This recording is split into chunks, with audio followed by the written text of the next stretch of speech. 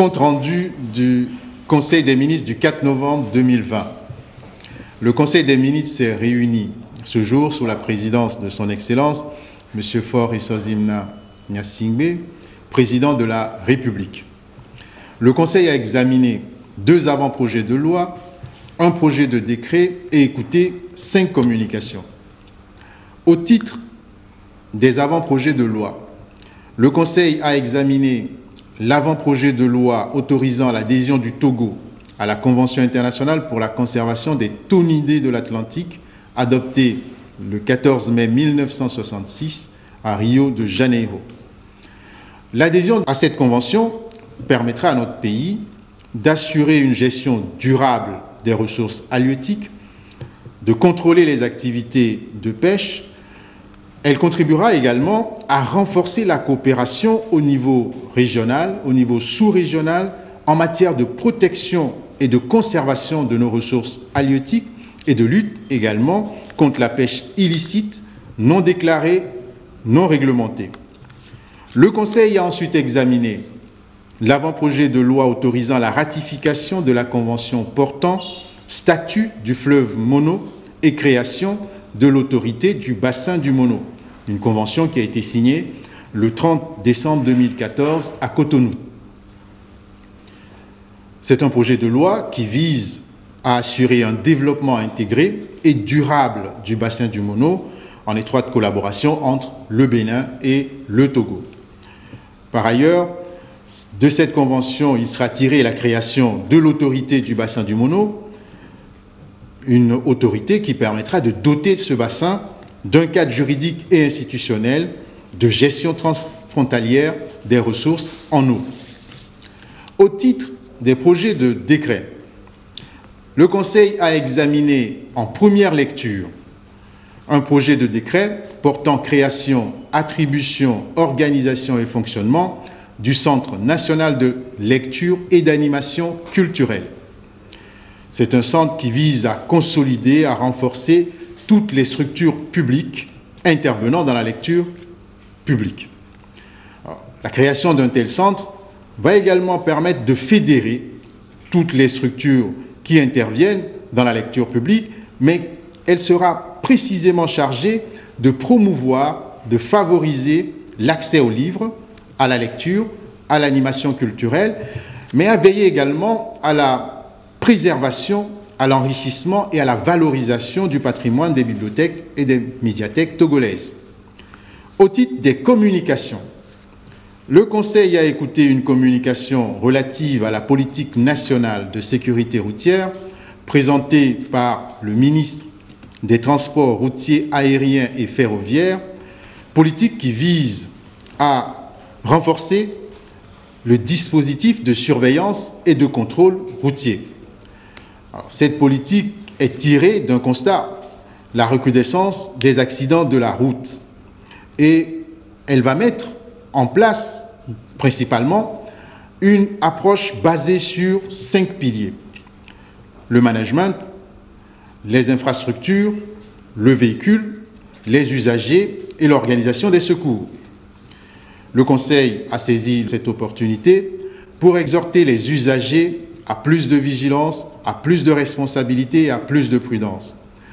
Le Conseil n'a pas manqué d'inviter les différents services à beaucoup plus de rigueur dans les contrôles.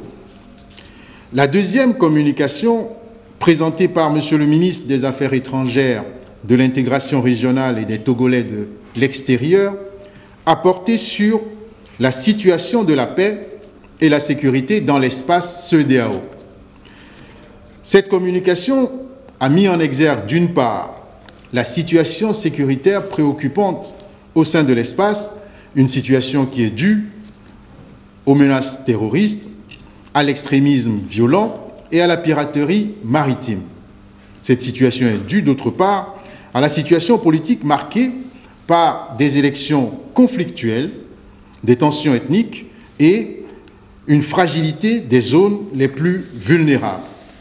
Alors, tout en appelant à la vigilance, le Conseil a encouragé à renforcer les avancées enregistrées en matière de démocratie et de développement économique dans la construction d'une CEDEAO des peuples.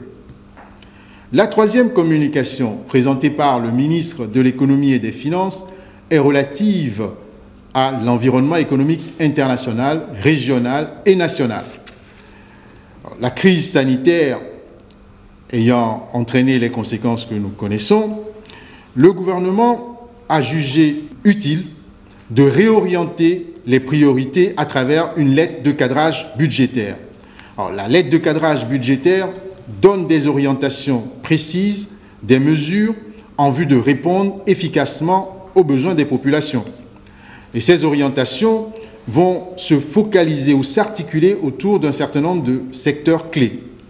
Il y aura notamment l'agriculture, la santé, l'éducation, la sécurité, l'énergie, l'eau, l'économie numérique et la protection sociale. Alors, les priorités du budget de 2021 sont en lien avec les engagements qui ressortent de la feuille de route du gouvernement. Et le budget de 2021 sera extrêmement sensible au genre, en continuité avec ce qui se fait déjà, sera extrêmement sensible à l'équité afin de concrétiser la mise en œuvre de la politique nationale genre. La quatrième communication présentée par le ministre de l'Agriculture, de l'Élevage et du Développement rural a porté sur le déroulement de la campagne agricole 2020-2021 et sur les prévisions de récolte. Globalement, la campagne 2020-2021 s'est bien déroulée. Mais les aléas climatiques que nous avons notés, la pandémie qui change notre quotidien, ont impacté ces récoltes. Alors, pour atteindre les résultats escomptés, un certain nombre d'actions ici aussi va être porté, notamment sur l'intensification de l'utilisation des intrants agricoles de bonne qualité. Et pour atteindre un objectif de 8 à 10% par an de gains de productivité agricole, l'intensification de la mécanisation agricole va être élevée avec un objectif de 10% des producteurs ayant adopté les outils de mécanisation agricole, l'intensification de l'irrigation également avec 40 000 kits de goutte à goutte qui seront mis à disposition des producteurs.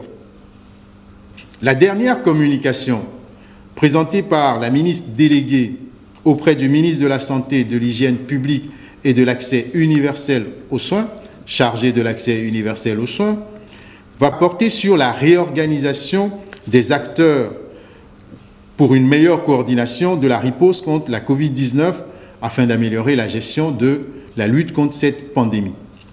Alors, un accent particulier va désormais être mis sur le Grand Lomé qui est apparu comme le principal foyer où sont enregistrés les nouveaux cas ces dernières semaines. Alors, cette flambée et cette réorganisation répondent finalement à plusieurs facteurs que l'on constate. Il y a eu la rentrée scolaire, il va y avoir la rentrée universitaire bientôt, nous avons l'ouverture des lieux de culte et il y a une perspective d'ouverture des frontières terrestres. Donc, ces différents éléments ont imposé un renforcement de la stratégie de lutte. Il y a donc eu l'élaboration d'un plan de déconcentration de la gestion de l'épidémie de Covid-19 dans la région sanitaire du Grand Lomé, en collaboration avec la Coordination nationale de la gestion de la riposte, CNGR.